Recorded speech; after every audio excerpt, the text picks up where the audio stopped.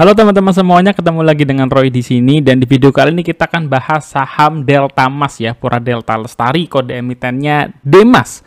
Jadi seperti biasa kita akan bahas emiten mulai dari sekilas bisnisnya seperti apa, pendapatannya, neraca, kemudian proyeksi supaya harga saham ini bisa naik tuh skenario yang dibutuhkan kira-kira seperti apa. Dan seperti biasa teman-teman, disclaimer on dulu, ini adalah pendapat pribadi, tidak ada ajakan jual beli maupun menjatuhkan stakeholders tertentu. Saya tambahin sedikit di halaman disclaimer on, yaitu investment idea ya.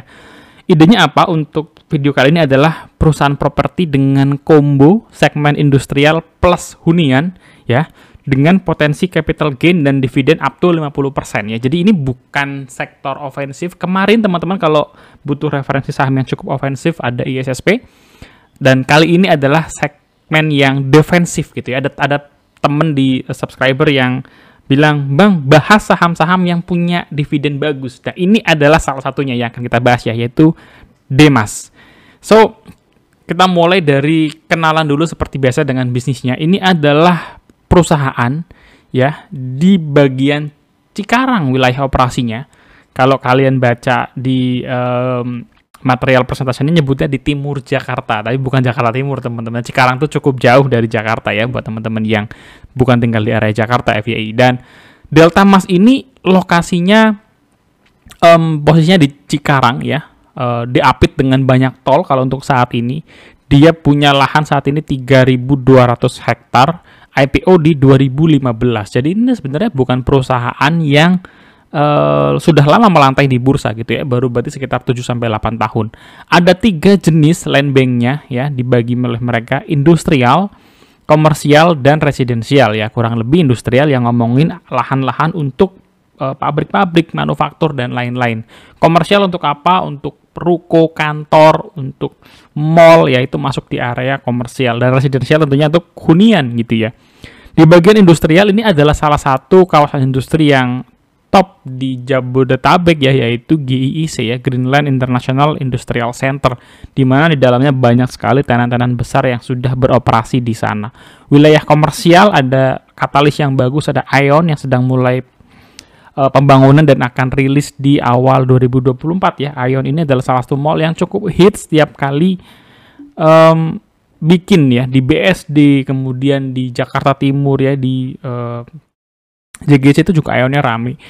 Kemudian terakhir adalah hunian gitu ya. Dan sekarang ini mereka tersisa ada sekitar 824 hektar dari total area ini ya. Yang artinya sebenarnya sudah mulai mengecil, dan tentunya ini jadi hal yang harus dipikirkan oleh manajemen. Manajemen pun sudah memikirkan ini ya. Mereka sudah berniat untuk berekspansi, nambah land bank-nya.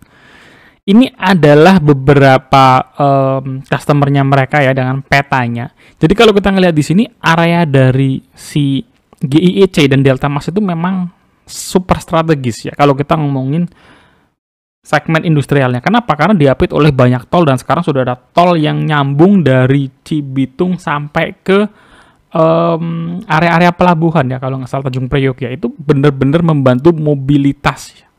Hasil-hasil manufakturnya selesai, mobilitasnya cepat. Apalagi kalau mau dikirim ke pelabuhan, begitu ya. Nah, bisnis modelnya ini menarik untuk DEMAS. Ini siklusnya, teman-teman ya, siklusnya.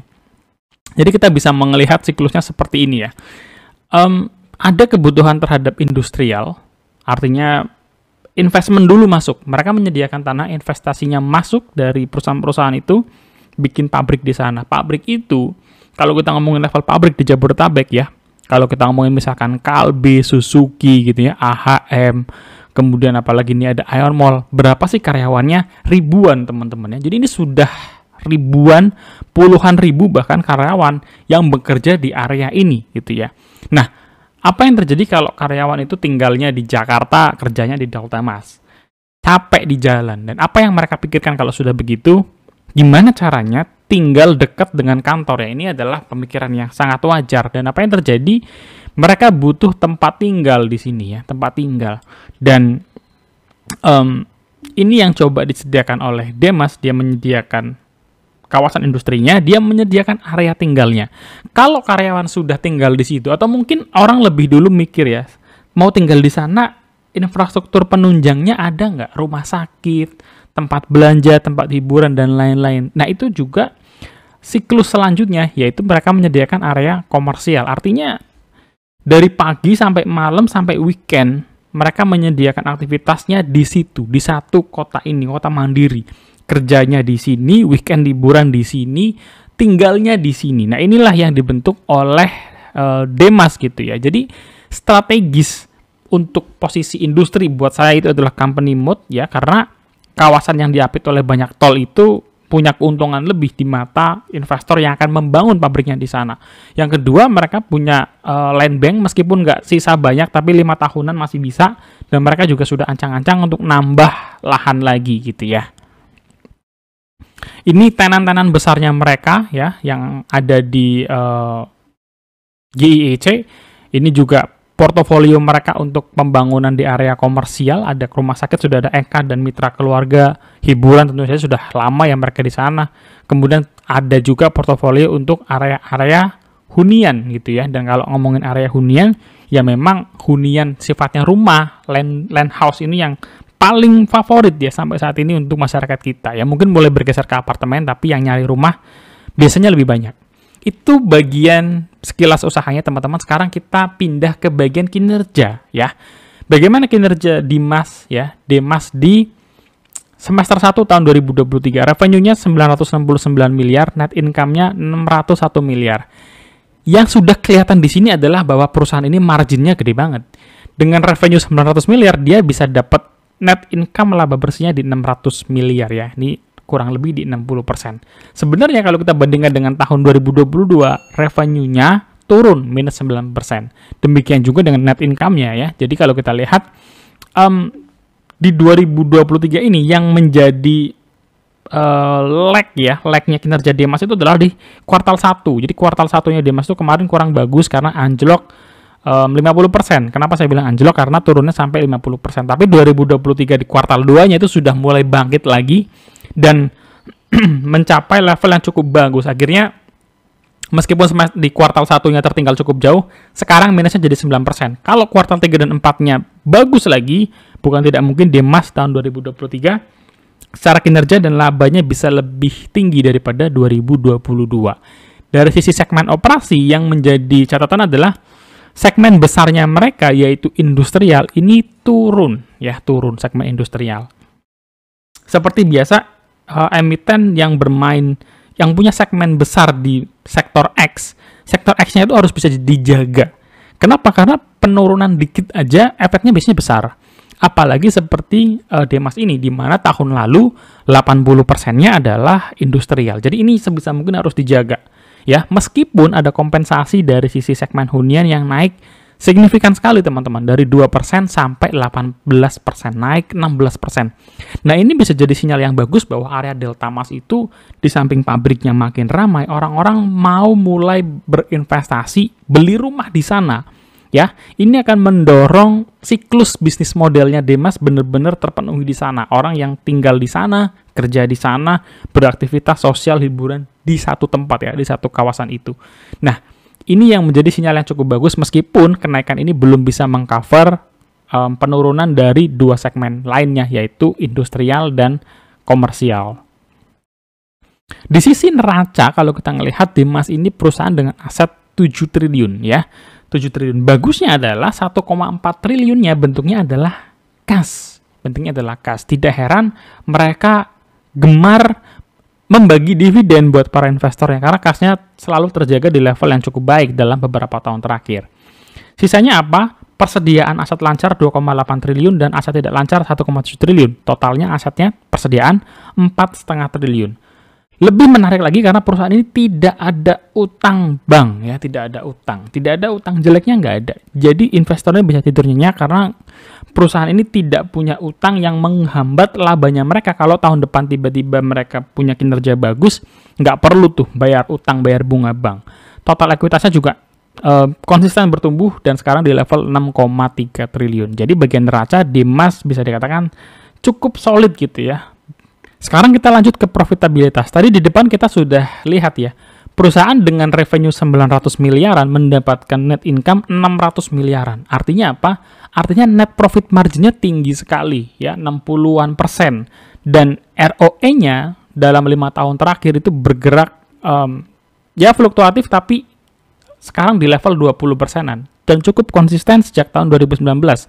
Pernah mencapai 30% di tahun 2021 ya. Jadi memang secara profitabilitas perusahaan ini tuh marginnya besar sekali gitu ya, menghasilkan 60% net profit margin. Nggak heran perusahaan dengan ROE yang bagus, kas-nya besar, kemudian profitabilitas juga bagus, memberikan dividen yang menarik, yang impresif kalau kata saya ya. Kalau kita lihat dari tahun 2017, Demas ya, mereka tuh rutin membagikan dividen dalam bentuk interim maupun final dividennya.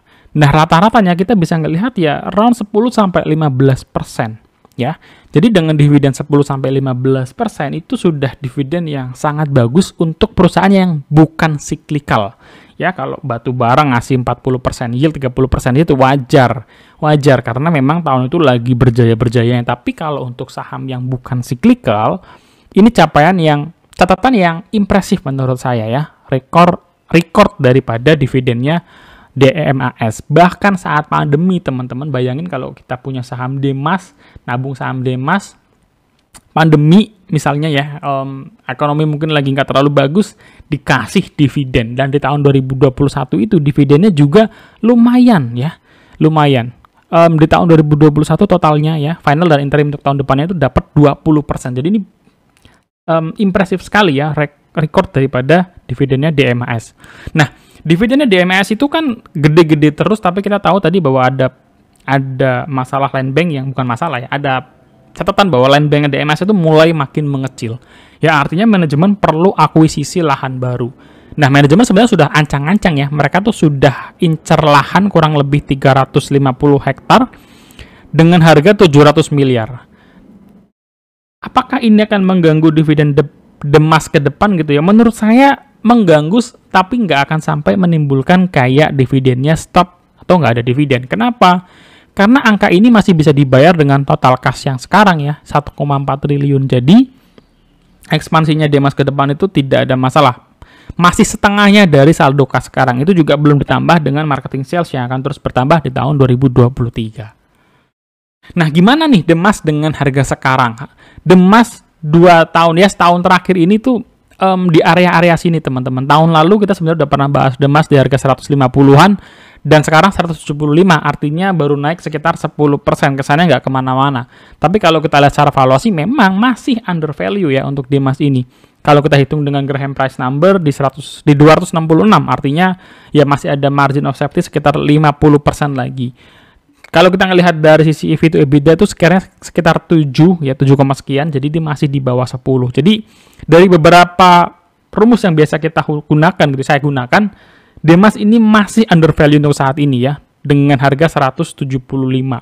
Kalau kita bandingkan dengan kompetitor ya, Demas itu keunggulannya ya, yang paling telak adalah Demas ini adalah si paling menguntungkan ya. Per BBV mungkin bisa mirip-mirip ya. Bahkan PR-nya memang jauh dibandingkan base yang 45, SSI 39.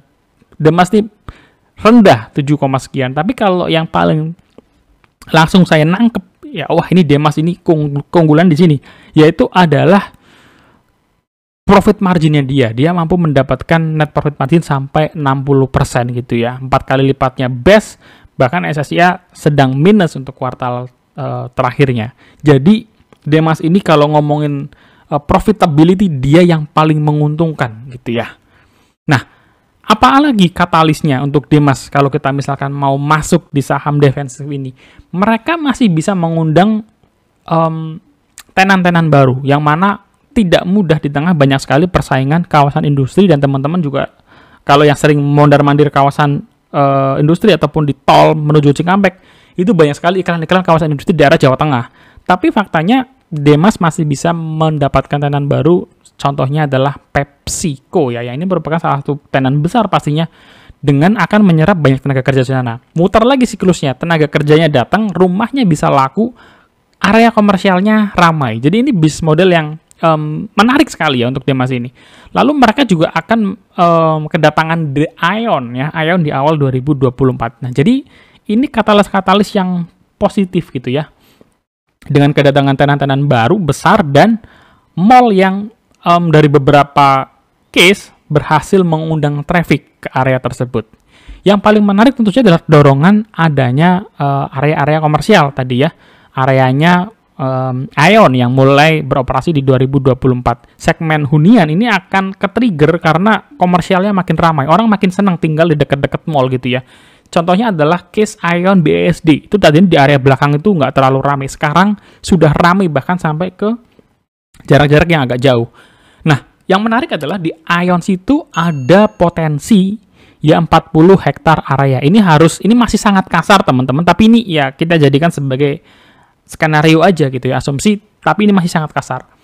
Kalau ada area yang seluas 40 hektar area, asumsinya bahwa area ini area yang bisa dijual 30%. 30% itu sudah kecil menurut saya untuk sebagai sell area. Dari saya scrolling, rumah di Delta Mas itu kisarannya 2 miliar per 120 meter ya. Ini ketemu angka 16 juta per meter. Kita bagi dua lah. Tanahnya 8 juta, bangunannya 8 juta ya. Kalau kita ambil tanahnya 8 juta saja, kemudian 30% dari 40 hektar ini adalah area sale tadi, maka pengembangan atau efek dari area Aeon ini itu bisa menghasilkan marketing sales 960 miliar, mendekati 1 triliun ya. Ini skenario optimis dan sangat kasar, tapi buat saya ini penting karena yang didatangin ini adalah wilayah mall yang mana orang-orang Indonesia itu masih cukup favorit ya, tinggal di dekat-dekat area mall karena aksesnya bisa jadi mudah untuk jalan-jalan, shopping, dan lain-lain. Kemudian Demas juga nggak ada isu terkait dengan memperpanjang bisnis karena mereka sudah siap untuk beli lahan baru 350 hektar dengan uang cash yang sudah 1,4 triliun yang sudah tersedia. Oke teman-teman, itu pembahasannya. Sekarang kita sudah sampai di akhir video. Teman-teman jangan lupa untuk subscribe ya. Thank you teman-teman yang sudah subscribe. Dan jangan lupa tekan lonceng juga biar nggak ketinggalan. Catatan akhir untuk video kali ini cepat saja. Ini adalah sektor defensif yang menarik menurut saya dengan pemberian dividen 10-15%. Sangat fair untuk bisa menunggu harga sahamnya terkerek naik gitu ya. Karena jumlah ini setara dengan 3-4 kali deposito gitu ya, dengan bunga deposito 3-4%. Bisnis modelnya menarik, kawasan terintegrasi, masih mendatangkan tenan-tenan yang besar juga. Kemudian pertumbuhan bisnisnya juga bagus, ekuitasnya stabil, ROI-nya 20%, net profit marginnya tinggi banget. Terlebih perusahaan ini tidak ada utang gitu ya. Prospek jangka pendek, tenan-tenan baru, plus akuisisi lahan yang bisa dibayarkan dari uang kas, ditambah dengan kedatangan Aeon yang bisa mengundang masyarakat untuk membeli rumah-rumah di Delta Mas, meningkatkan segmen huniannya gitu ya. Dan best buy-nya di berapa kalau kita ngomongin Demas? Menurut saya Demas ini dengan tipikal defensive sector gitu ya, kita bisa maintain buy saja ya, 140 sampai 170. Harga sekarang pun kalau teman-teman mau entry, maksud saya masih oke-oke saja gitu ya. Targetnya di berapa? 250. Jadi saya juga nggak put target yang gila-gilaan. Jadi sekitar 45% dari harga sekarang gitu ya. Kenapa? Karena tadi perusahaan ini sudah memberikan dividen yang cukup baik buat investornya. Nah, kalau harga 250 ini katakanlah tercapai dalam waktu 2 tahun, maka dalam 2 tahun itu kita akan mendapatkan dividen rata-ratanya deh kita bikin 25%.